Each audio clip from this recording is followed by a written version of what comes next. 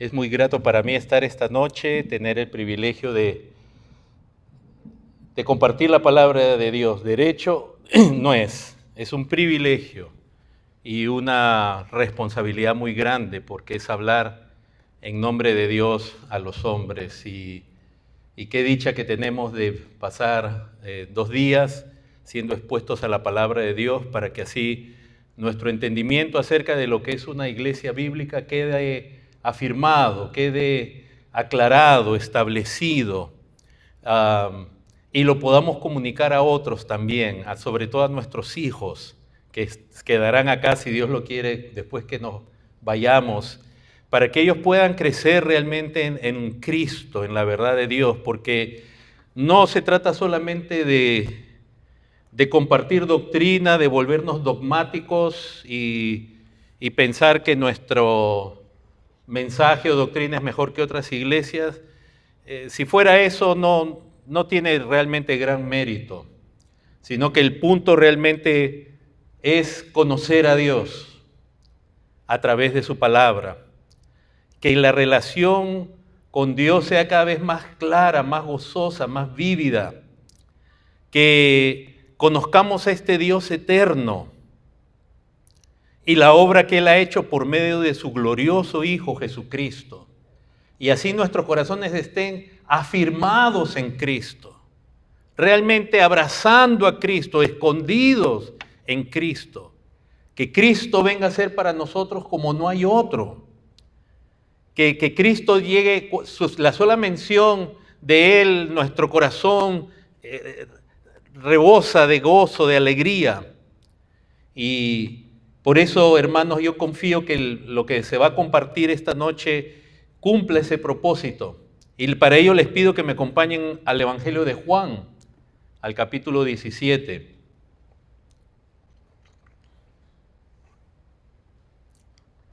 El tema que me toca compartir en esta noche tiene que ver con la iglesia y su relación con la cultura en la que vive. Y este pasaje pudiera parecer extraño, como que no tiene que ver con la iglesia y la cultura, pero este es uno de los pasajes más conocidos, no el más conocido, pero es muy conocido por por los creyentes, por las iglesias. Y recordarán en su memoria, que en alguna parte el Señor comienza a pedir a su Padre que los guarde del mundo. Y ahí es donde entra la parte de la cultura, porque la cultura no es otra cosa que el mundo en acción, tratando de contener a toda la humanidad en ideas y en un camino de perdición. Entonces, permítame orar leer la palabra de Dios con ustedes y les invito a ponerse en pie en reverencia a la palabra de Dios. Desde el verso 1 dice así: estas cosas habló Jesús y levantando los ojos al cielo dijo: Padre, la hora ha llegado. Glorifica a tu Hijo para que también tu Hijo te glorifique a ti, como le has dado potestad sobre toda carne, para que dé vida eterna a todos los que le diste. Y esta es la vida eterna, que te conozcan a ti, el único Dios verdadero, y a Jesucristo a quien has enviado. Yo te he glorificado en la tierra, he acabado la obra que me diste que hiciese. Ahora pues, Padre, glorifícame tú al lado tuyo, con aquella gloria que tuve contigo antes que el mundo fuese. He manifestado tu nombre a los hombres que del mundo me diste. Tuyos eran y me los diste y han guardado tu palabra. Ahora han conocido que todas las cosas que me has dado proceden de ti, porque las palabras que me diste les he dado, y ellos las recibieron y han conocido verdaderamente que salí de ti, y han creído que tú me enviaste. Yo ruego por ellos, no ruego por el mundo, sino por los que me diste, porque tuyos son. Y todo lo mío es tuyo, y lo tuyo mío, y he sido glorificado en ellos. Y ya no estoy en el mundo, mas estos están en el mundo. y yo voy a ti. Padre Santo, a los que me has dado, guárdalos en tu nombre, para que sean uno así como nosotros. Cuando estaba con ellos en el mundo, yo los guardaba en tu nombre. A los que me diste yo los guardé y ninguno de ellos se perdió, sino el hijo de perdición, para que la escritura se cumpliese. Pero ahora voy a ti y hablo esto en el mundo para que tengan mi gozo cumplido en sí mismos. Yo les he dado tu palabra y el mundo los aborreció, porque no son del mundo, como tampoco yo soy del mundo. No ruego que los quites del mundo, sino que los guardes del mal. No son del mundo, como tampoco yo soy del mundo. Santifícalos en tu verdad. Tu palabra es verdad. Como tú me enviaste al mundo, así yo los he enviado al mundo, y por ellos yo me santifico a mí mismo, para que también ellos sean santificados en la verdad. Mas no ruego solamente por estos, sino también por los que han de creer en mí por la palabra de ellos, para que todos sean uno como tú, oh Padre, en mí y yo en ti, que también ellos sean uno en nosotros, para que el mundo crea que tú me enviaste. La gloria que me diste, yo les he dado, para que sean uno así como nosotros somos uno. Yo en ellos y tú en mí, para que sean perfectos en unidad, para que el mundo conozca que tú me enviaste y que los has amado a ellos como también a mí me has amado. Padre, aquellos que me has dado, quiero que donde yo estoy, también ellos estén conmigo, para que vean mi gloria que me has dado, porque me has amado desde antes de la fundación del mundo. Padre justo, el mundo no te ha conocido, pero yo te he conocido. Y estos han conocido que tú me enviaste y les he dado a conocer tu nombre. Y lo daré a conocer aún para que el amor con que me has amado esté en ellos y yo en ellos. Pueden tomar asiento, amados hermanos.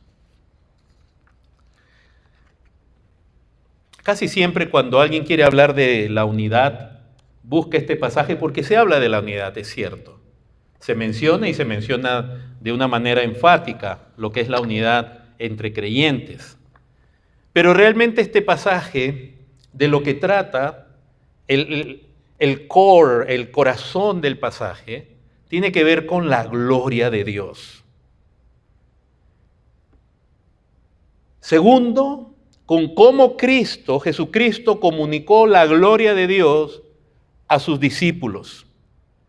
Y ahí uno de los efectos de la gloria de Dios que ellos han conocido, uno de los efectos es la unidad. Y tercero, este pasaje lo que va a hacer el Señor Jesús es orar para que sus discípulos sean preservados por Dios su Padre.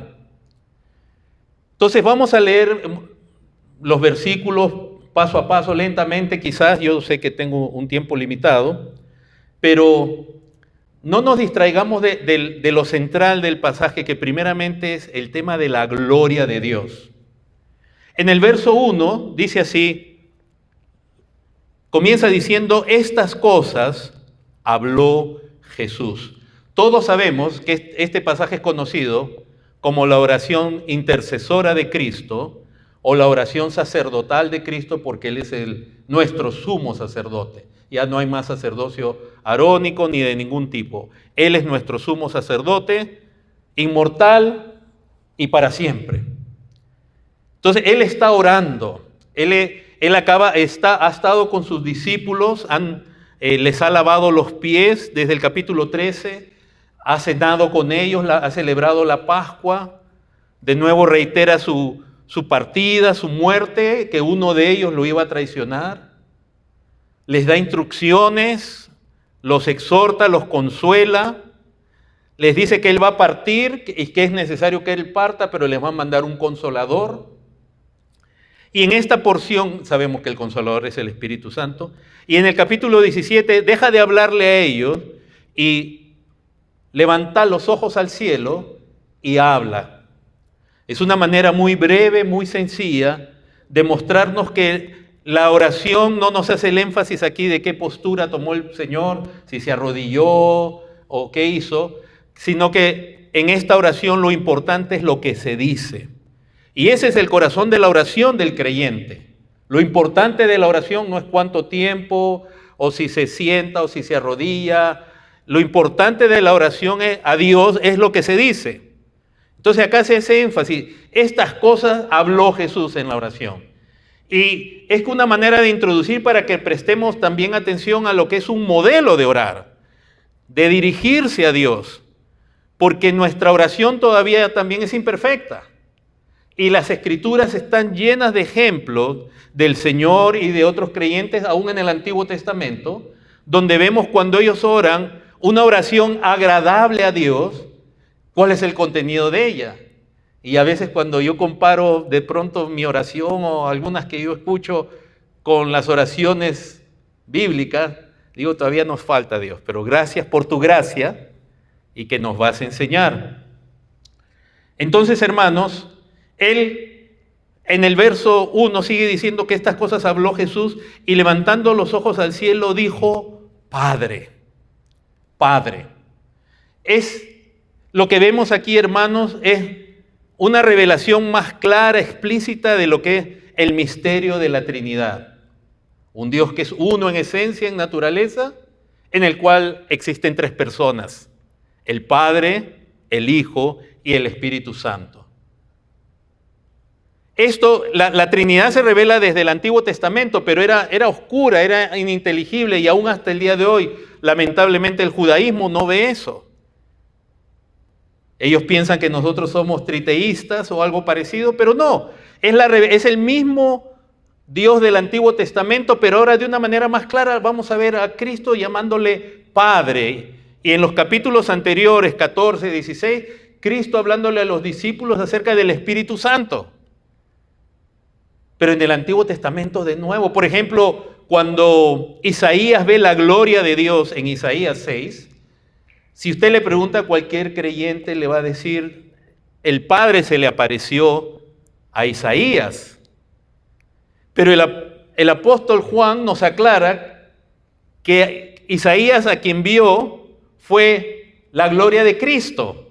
Y es importante ese ejemplo, porque si ustedes han leído Isaías 6, donde Isaías, después de la muerte del rey Usías, dice, vio al Señor sentado en su trono. En ese pasaje se usa 3 veces la palabra Adonai y 3 veces la palabra Yahweh o Jehová o Yahová, como traducen algunos. O sea que es Dios el que se le apareció. Y Juan dice que ese que se le apareció es el Hijo en el capítulo 12. Verso 41 aclara que vio su gloria. O sea, fue el Hijo al que él vio.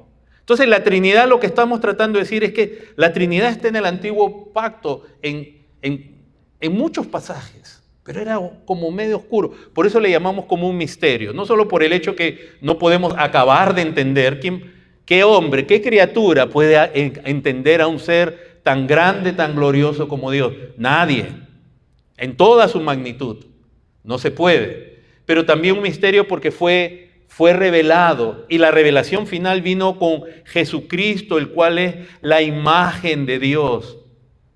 Y hay algo superior en Jesucristo, porque Jesucristo no solamente fue enviado de Dios, porque los profetas fueron enviados por Dios también, ¿verdad? Isaías, Jeremías, aún los apóstoles en el Nuevo Testamento, Dios los envió. Pero este enviado no es un hombre cualquiera. Es Dios, Él viene de Dios. Él nace de Dios, Él es engendrado eternamente, Él viene de Dios, es enviado de Dios, pero Él es Dios, Él conoce al Padre y Él lo da a conocer, Él lo revela.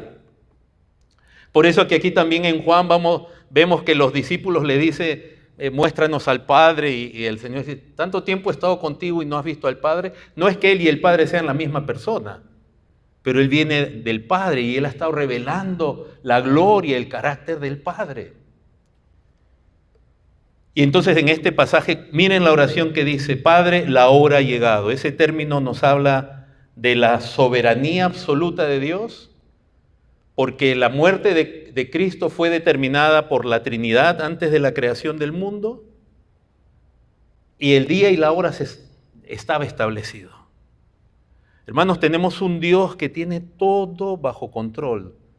Todo pasa de acuerdo a sus decretos, de acuerdo a su plan y a su propósito y en el tiempo que Él lo decide.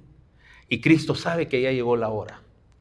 Y entonces, ¿qué le dice? Miren el lenguaje. Glorifica a tu Hijo para que también tu Hijo te glorifique. No es una condición, si no me glorificas yo no te glorifico, no. Cristo ha venido, Dios el Hijo, se ha hecho hombre sin dejar de ser Dios, Él es verdadero Dios y verdadero hombre, pero en Filipenses Pablo nos dice que se humilló a sí mismo, ha tomado forma de siervo. Los hombres lo ven, lo menosprecian, lo toman por cualquier otra persona. Él se ha humillado, Él ha tomado la forma de siervo. Y ahora le está diciendo a su Padre, miren la petición que hace, ¿eh? Glorifica a tu Hijo, porque al ser Él glorificado, el Padre también lo es. ¿Se dan cuenta que el tema comienza ahora a entrar en el aspecto de la gloria? Cristo anhelaba volver a esa comunión con su Padre en su presencia, en los cielos, a una gloria indescriptible, una gloria que nosotros ni podemos imaginar. Algo que Él sabía que él iba a volver. Él vino por un tiempo y por un propósito al mundo, pero Él volvía a su Padre.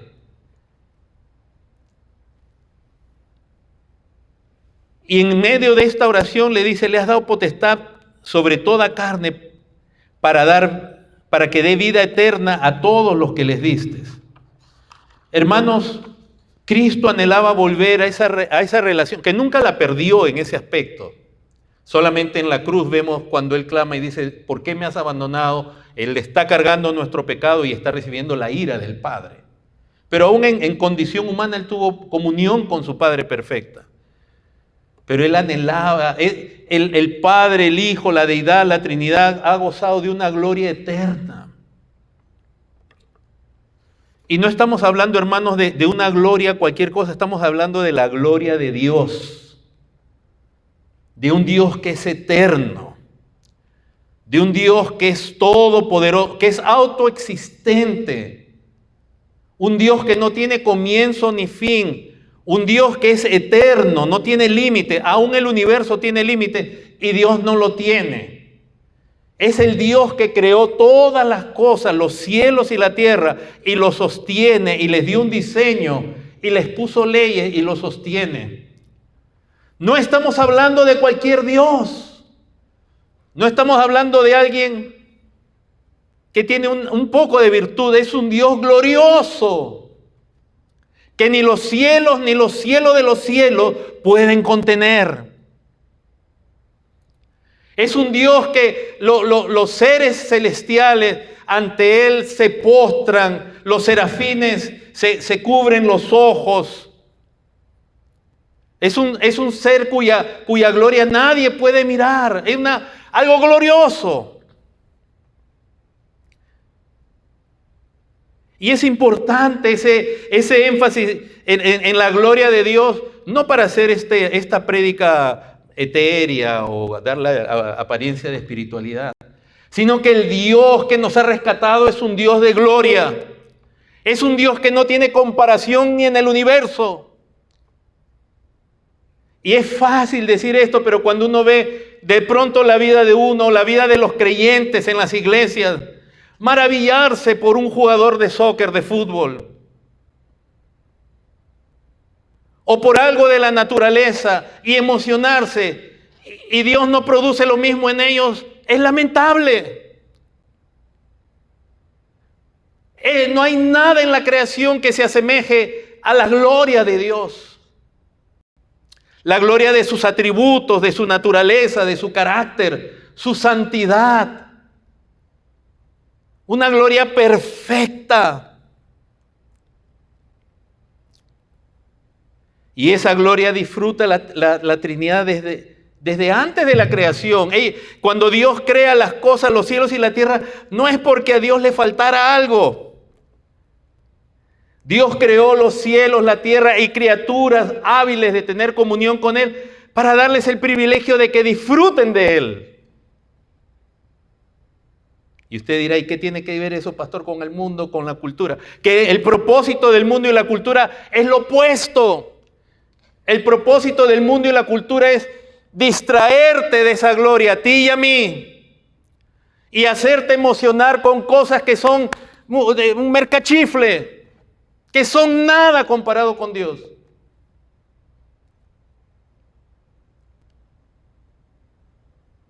¿Cuántos creyentes hay de esos que se emocionan leyendo las Escrituras? Y yo conozco varios, me reúno con ellos en persona, por Zoom, etc. Pero creyentes que se emocionan por las Escrituras, no por las Escrituras, por conocer al Dios de las Escrituras, por conocer a Cristo, la obra de Cristo, que es gloriosa. ¿Y cuánta gente hay en las iglesias que esta semana ni siquiera han abierto la Biblia? Pero no es necesario yo recordarles, ¿verdad?, que el teléfono, alguien hizo un video a modo de sarcasmo, donde dijo, ¿qué tal si cuidáramos a nuestra Biblia como cuidamos el celular?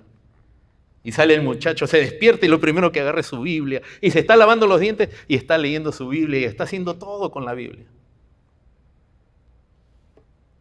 Un sarcasmo, una manera de decir que estamos cautivados por otras cosas. Y a veces en la iglesia, hermanos, nosotros,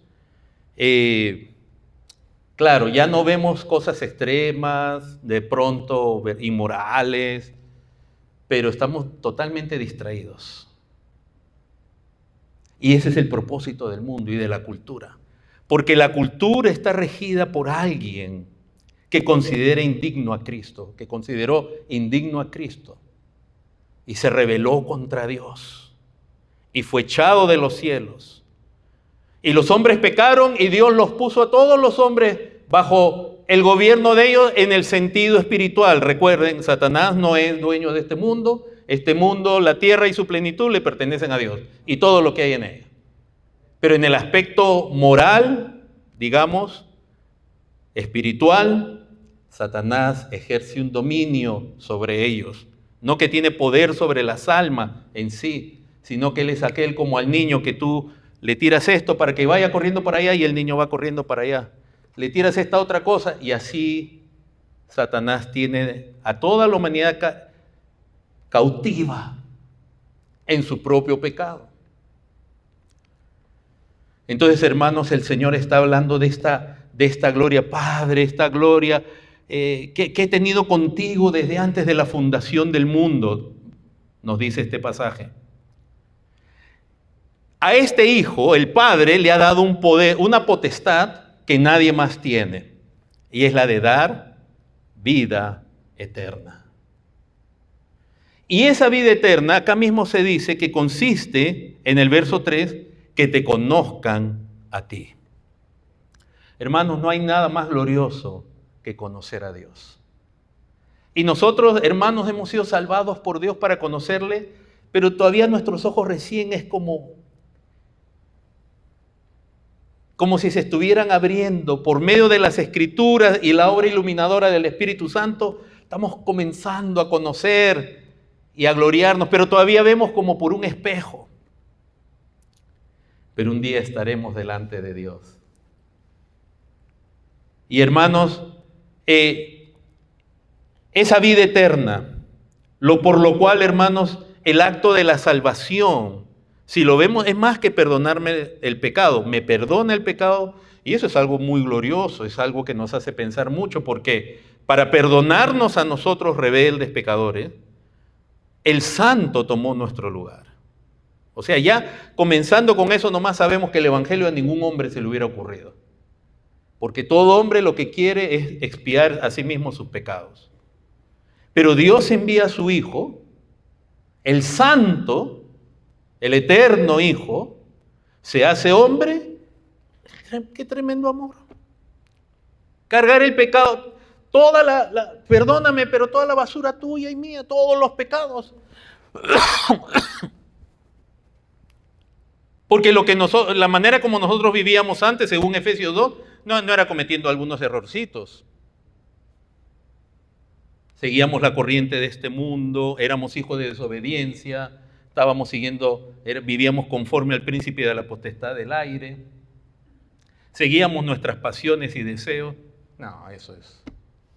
¿Qué tal amor de Dios, hermanos?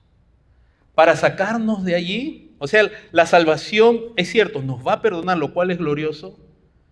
Dios nos va a lavar, nos va a dar una nueva, nos va a transformar, vamos a nacer de nuevo.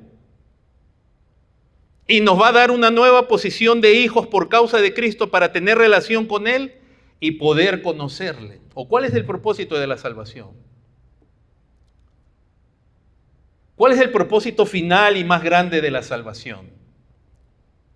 ¿Simplemente ir a la iglesia? No es que conozcas tú y yo, conozcamos a Cristo y que lleguemos realmente en nuestro corazón poco a poco a adorar a Cristo como vemos que la Biblia demanda de eso y que todavía estamos cortos, ¿verdad? ¿Verdad o no? Porque ninguno de nosotros, ni yo me atrevería a decir, yo ya amo a Dios perfectamente, esa sería una gran mentira. Pero estamos en ese proceso. Qué tremenda paciencia de Dios, hermanos. Qué paciencia de Dios conmigo, de haberme salvado en Cristo y estar obrando. Y es más, era tal nuestra condición, ahora somos hijos de Dios, pero para llegar a la meta, Dios dijo, aun si yo salvo a este y lo pongo en la relación, no, este necesita algo en lo cual sí se puede depender. ¿Y qué es eso? Un buen pastor. No, señoras y señores. Un buen pastor es muy necesario. El Espíritu Santo. Dios viene a morar dentro de ti. Y de mí, Dios el Espíritu. Para ser ese ayudador, para llevarte adelante. Para, por ejemplo, fortalecerte. Aun cuando caes, es esa convicción del Espíritu en tu alma que tú te arrepientes. ¡Qué tremenda salvación! Y es así como somos nosotros preservados. Fíjense que al Señor se le dio potestad de obrar, dice, de dar vida a toda carne. O sea, la manera que Él nos encontró era una manera carnal. Éramos carne. Y en el verso 2, algo más que vemos. Gracias, hermano. Muchas gracias. Donde dice, como le has dado potestad sobre toda carne para que dé vida eterna, dice, a todos los que le distes. La elección, hermanos, por gracia. Qué tremendo. Como en pocos versículos, no piensen que voy a ir cada versículo, no tenemos el tiempo, pero cada porción, cómo revela en la sola oración tanta profundidad de verdad de lo que implica la salvación de Dios.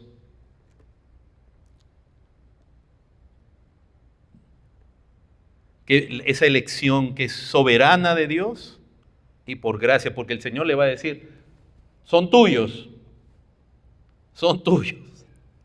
y me los diste. Tremendo. Y Él se está por ir, está por ascender a los cielos, va a morir primeramente en la cruz, ser sepultado, resucitar y ascender, y va a dejarnos al Espíritu Santo. Hermanos, por todas partes de las Escrituras el tema de la elección es por gracia. ¿Saben, hermanos, quiénes tienen este privilegio? Los llamados por Dios por gracia.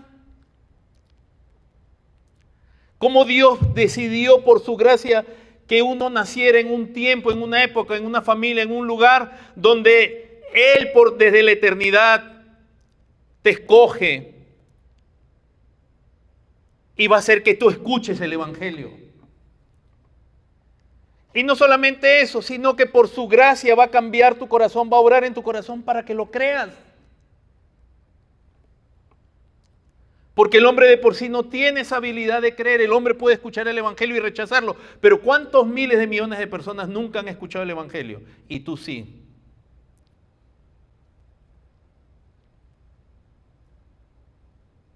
Y a veces uno tiene que exhortar y llamar la atención sobre todo a muchos jóvenes que dicen, yo estoy en un hogar cristiano y ya no quiero que me hablen. El privilegio que tienen y no saben de que le hablen la palabra de Dios.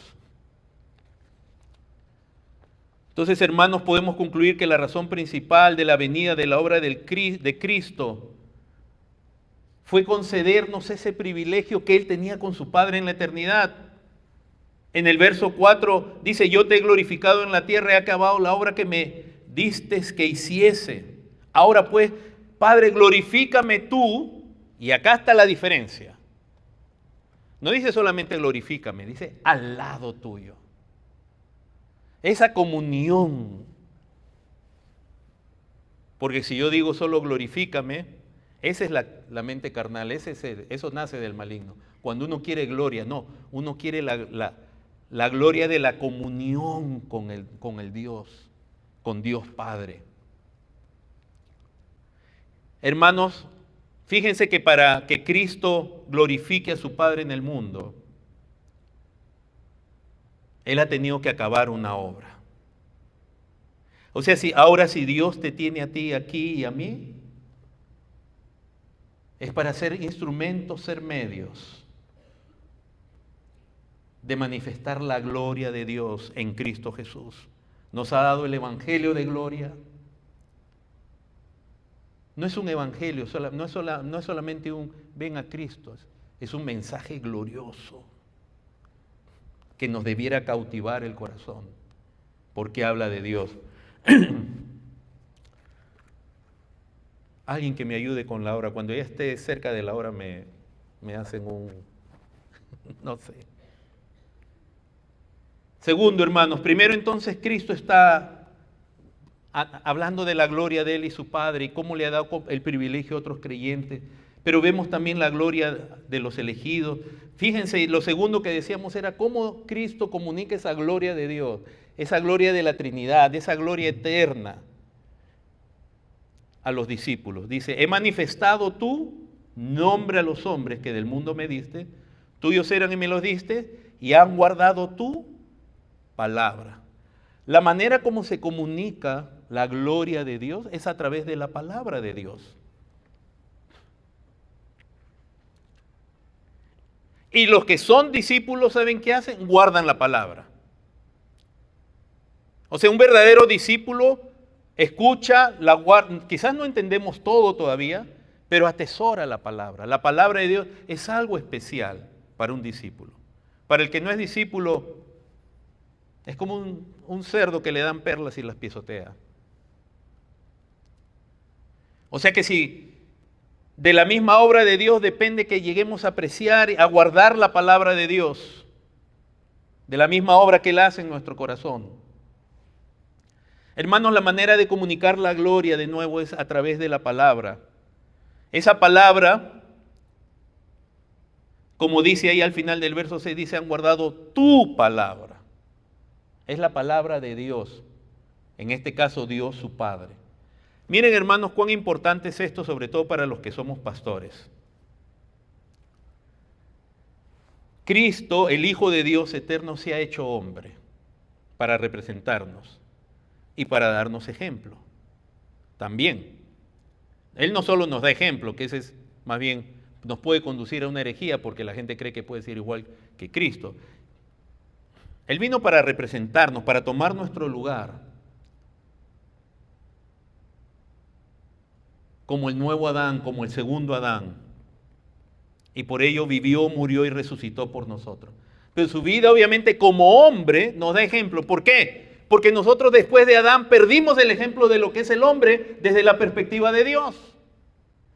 ¿Y qué notamos en Cristo como hombre? Su amor por el Padre, su obediencia al Padre, igual que nosotros, ¿verdad? En Cristo vemos el hombre perfecto, que es conforme a la voluntad de Dios y que por la gracia de Dios en la redención también se nos concede estar siendo hechos a la imagen de su Hijo. Todavía nos falta mucho, pero un día seremos como Él, porque le veremos tal como Él. No seremos igual a Él en su grandeza, no, solo Él es digno de gloria, pero seremos igual a Él moralmente, ya no habrá más pecado en nosotros y realmente amaremos sinceramente a Dios.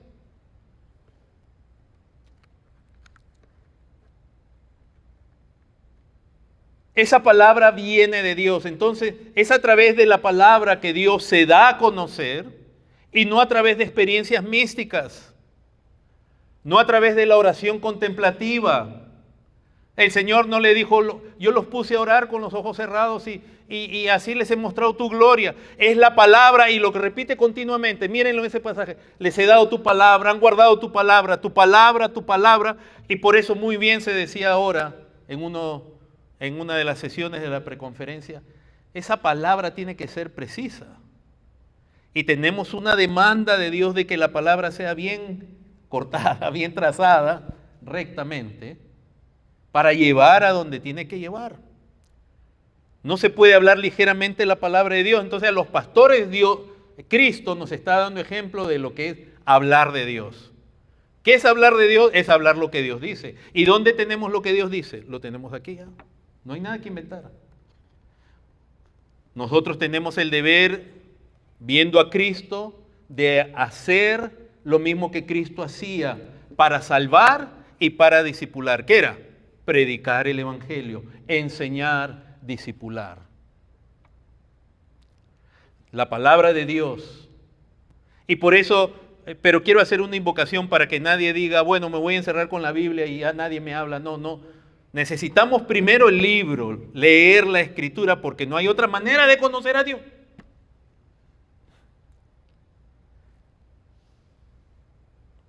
Y como yo digo en distintos lugares, hermano, tu conocimiento, lo que tuvo todo ser humano, eso no es frase mía, eso se lo leí a Schaeffer, se lo he leído a varios, a Ryrie, etcétera, en introducciones, a varios pastores, donde dicen todo hombre es un teólogo.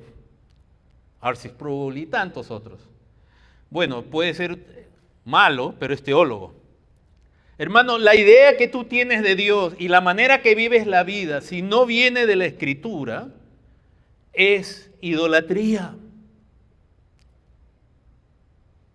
Y la cultura es el nido, es el caldo de cultivo perfecto para crear ídolos.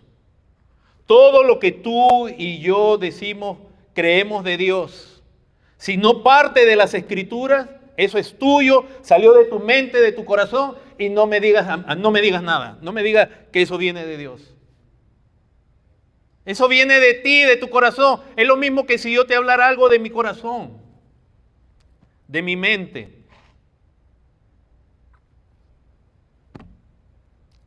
El mayor problema, uno de los más grandes problemas que yo veo en el cristianismo de ahora es que los cristianos dicen, yo ya me convertí a Cristo y genuinamente, y creen que convertirse a Cristo ya los volvió en buenas personas, malinterpretando lo que es ser justo y pecador al mismo tiempo. Y no solamente eso, sino que a partir de ahora, a veces ni siquiera la palabra de Dios necesitan. Es como si nosotros pensáramos que por intuición ya sabemos qué es lo correcto. No, hermanos, la única verdad de Dios está aquí. Y el Espíritu Santo tiene la labor de iluminarnos, de hacernos entender, pero Dios también nos ha dado buenos maestros. Y gracias a Dios por ello, porque este mundo está plagado también de falsos maestros. Qué bendición son para la iglesia los buenos maestros de las Escrituras, que ya nos van enseñando lo que ellos también recibieron, porque al final no se trata de inventar la pólvora, se trata de repetir lo que dice Dios en su palabra, lo que dijo Cristo, lo que pasó a los apóstoles, y de ahí, esa es la verdadera sucesión, digamos. No hay eso de sucesión apostólica y eso. ¿Qué hacen gente reclamando sucesión apostólica? Si apostatan de Dios, si blasfeman de Dios, no sirve para nada. Es la comunicación de la palabra de Dios, amados hermanos. Y es a través de las palabras de Dios que los discípulos conocen del Padre, conocen de Cristo, de la relación de Cristo. Por ejemplo, el Señor ha dicho ahí en este pasaje, ahora han conocido que he venido de ti y que todo lo que tengo tú me lo has dado. Ahí es donde nosotros conocemos esa relación gloriosa de la Trinidad. No es de otra manera que se hace. Y al final, ya para entrar a lo de la cultura, en el verso 9, dice, yo ruego por ellos, por sus discípulos, no ruego por el mundo, sino por los que me diste, porque tuyos son. Hermanos, no quiero poner categorías porque sería incorrecto que alguien como yo ponga categorías en las Escrituras, pero esta para mí es una de las oraciones más vitales que puedo leer en las Escrituras. Recuerden, no quiero establecer, wow, esta es la más, y usted repite, el pastor ha dicho que esa es la más importante, no. Pero él aquí está rogando por sus discípulos. ¿Y cuál es la mayor necesidad que tenemos nosotros? Ser guardados del mundo. Y aquí Cristo también le va a rogar a su Padre que los guarde del mundo. En el verso 11 dice que están en el mundo.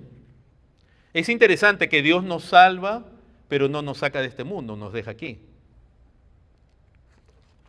¿Y saben por qué nos deja aquí? Porque así Dios demuestra cuán poderoso Salvador es Él.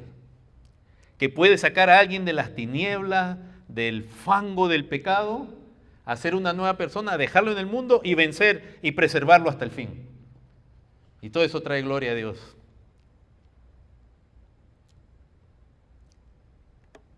Cristo, mientras estaba acá en su ministerio, en su vida, guardó a sus discípulos. Ninguno de ellos se perdió, sino el hijo de perdición. Todos saben que Judas Iscariote.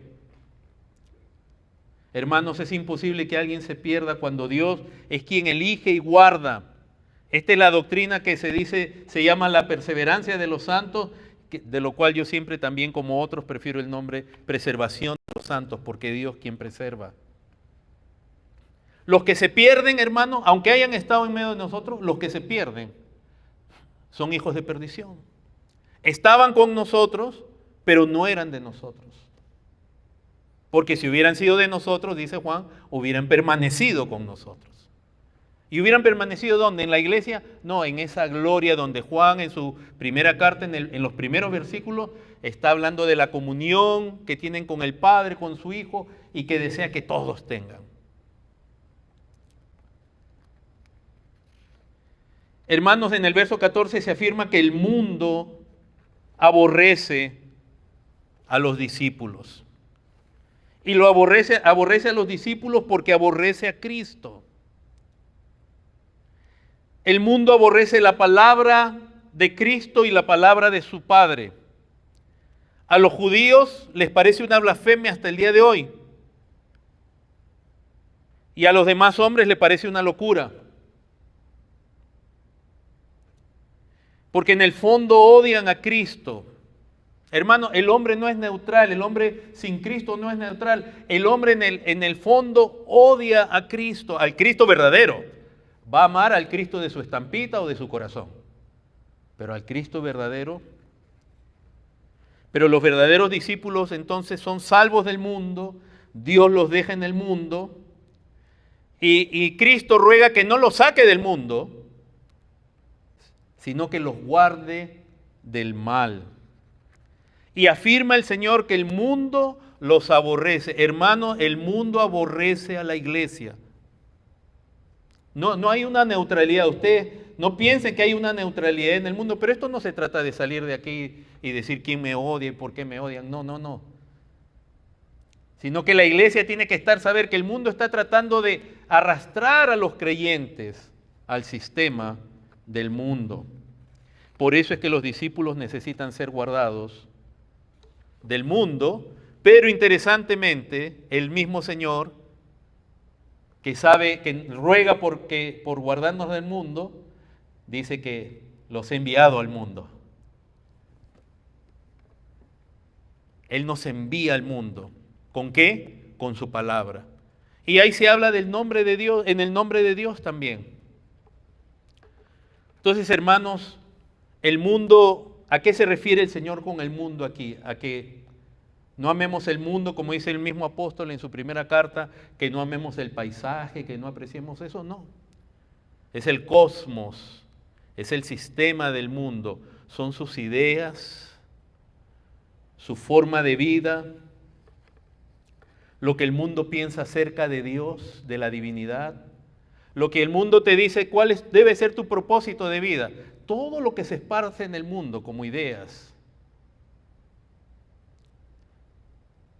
que por una parte trata de seducir a los creyentes, por otro lado trata de amenazarlos y de obligarlos y de castigarlos. Todo eso, hermanos, es el mundo. Es ese conjunto, ese grupo de ideas, de forma de pensar que donde Dios es algo más o es cualquier cosa. Por lo tanto, cuando hablamos del mundo con referencia a la deidad, siempre toda perspectiva del mundo es idolátrica, porque no nace de la Escritura, nace del corazón de los hombres. Acerca de la vida, ¿cuál es el propósito de la vida? Mira lo que dice el mundo y mira lo que dice Dios en su palabra. El mundo te dice, esto es vida, y te ponen el materialismo, ten más y vas a ser feliz. Te meten el hedonismo, ten placer al máximo y vas a ser feliz. Y hermanos, no hay nada nuevo debajo del sol, porque desde la caída del hombre, todo pensamiento equivocado acerca de Dios, de la vida, de la verdad, de la realidad y de todas las cosas, nace del corazón del hombre. Pero hoy día es muy sofisticado, porque nosotros somos herederos de lo que se conoce como la cultura griega. Nosotros estamos en Occidente. No se preocupen, no les voy a hablar de filosofía, del periodo presocrático, de Sócrates, de Platón, Aristóteles, de la filosofía medieval o moderna, nada de eso. No tenemos el tiempo, pero me refiero, los griegos ya 6 siglos antes de que el Señor viniera al mundo, fueron los primeros que comienzan a plantear un montón de ideas y a sistematizarlas, a tratar de darle forma, sentido, para entender el universo, de qué están hechas las cosas, acerca de Dios. Surgen muchas escuelas. Es algo impresionante lo que pasa con los griegos. Es interesante cómo Dios sabía que en los días que Él iba a enviar a su Hijo, la cultura, esa forma de pensar de los griegos, que no existía antes, porque las culturas antiguas te decían, Dios dice esto y pum, la gente ni discutía. Pero los griegos comienzan a pensar y Dios sabía que el Señor y particularmente los apóstoles iban a enfrentar a un mundo saturado de la mentalidad griega que se expande a partir de las conquistas de Alejandro el Grande. Y que los romanos abrazan, y los romanos vienen a ser la potencia mundial en los días del Señor Jesús y los apóstoles. Así que aún en las Escrituras, tú por eso es que puedes ver una diferencia entre el Antiguo y en el Nuevo Testamento. En el Antiguo Testamento, sí hay argumentos en el libro de Proverbios en muchos pasajes, donde Dios te explica algunas cosas, el por qué, es cierto. En el Nuevo Testamento vemos más y vemos ideas cuando Juan le llama a Cristo el Verbo. Es porque sabe que ese concepto está siendo usado. El Logos. Y hermanos, los apóstoles, la iglesia del Nuevo Testamento enfrentó una cultura que era politeísta, que creía en muchos dioses, pero tenía muchas ideas. Algo distintivo de esa cultura, de la nuestra, es que en esos tiempos, si tú te considerabas parte de una escuela filosófica, tú abrazabas esa escuela filosófica y punto. Pero nosotros, la cultura contemporánea, mordisquea de aquí y de allá. O sea, las personas de hoy día tienen un poco de hedonistas, de epicúreos, de estoicos y de todas las demás ramas que hay. Hemos hecho un escabeche de la filosofía popular. Pero al final es cómo viven los hombres, qué piensan de Dios. Tú y yo tenemos la verdad de Dios en la palabra, en las Escrituras. No estamos en ceguera, pero el punto, recuerda, es que tu vida y mi vida sean afirmados en Cristo. Y la oración de Cristo no era solamente por esos discípulos, sino aún por los que habrían de creer por la palabra de ellos. El mismo vehículo, la palabra de ellos, la palabra. Los que somos nosotros. Y se ve el efecto de la gloria, y así ya estoy terminando, cerrando. El efecto de la gloria, por ejemplo, es la unidad, para que sean uno, como tú, Padre, en mí y yo en ti, somos uno. Para que sean uno en nosotros. ¿Cómo puede ser? ¿Cómo puede ser que hombres que con trasfondo nacional, cultural, tan distinto, seamos uno? ¿Qué nos une los días martes cuando nos conectamos por Zoom? Es la gloria de Cristo. Porque ahí tenemos hermanos de Colombia, de Perú, de distintos lugares, de Puerto Rico, no nos une la comida, no nos une el fútbol, lo que nos une es la gloria de Dios. Y unidos así caminamos hasta alcanzar la estatura de Cristo, creciendo en el conocimiento del Hijo de Dios, por medio de la palabra. Esa oración no solamente era por ellos, esa oración también era por nosotros y por los que aún habrán de creer por la palabra de ustedes. Hermanos pastores, siempre decimos que el Evangelio tiene poder y es verdad porque la palabra lo dice. Creámoslo,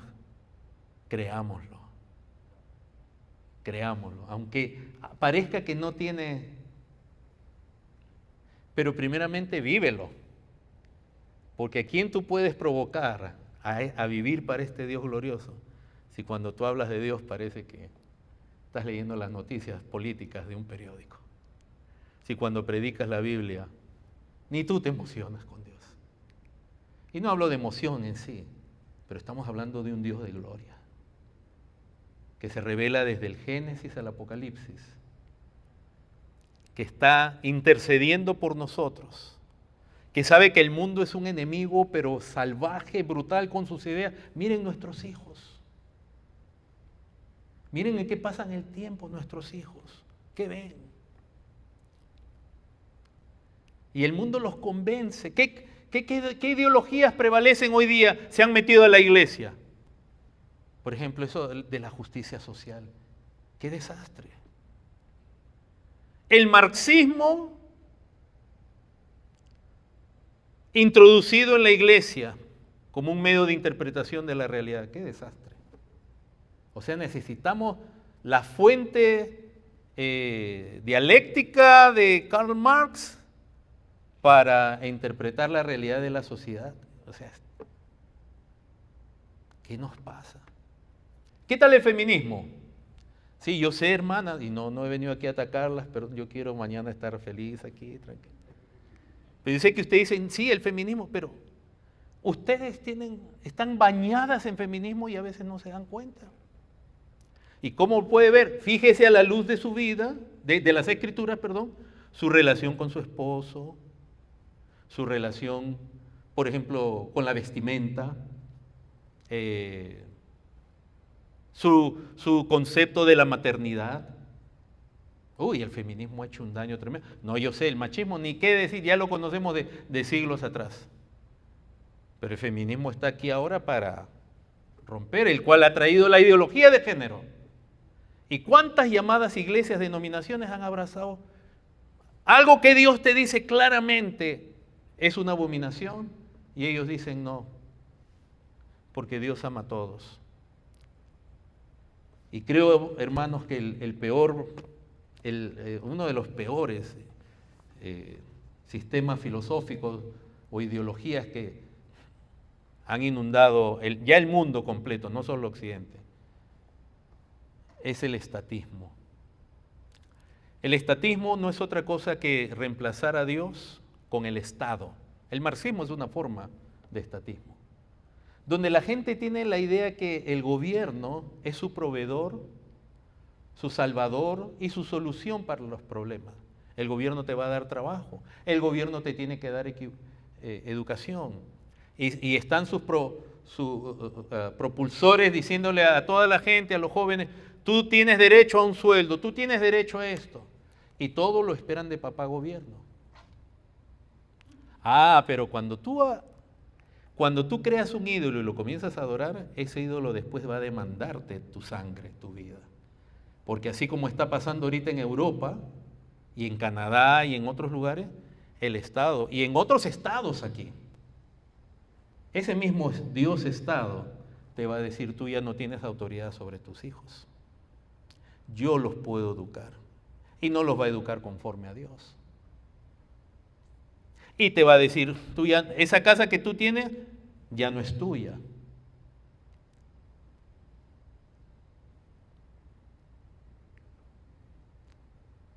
Y como ya está pasando en Europa, aún en los lugares que fue la cuna de la Reforma y del puritanismo, hasta se persigue a pastores por decir la verdad. El Dios Estado es muy sutil.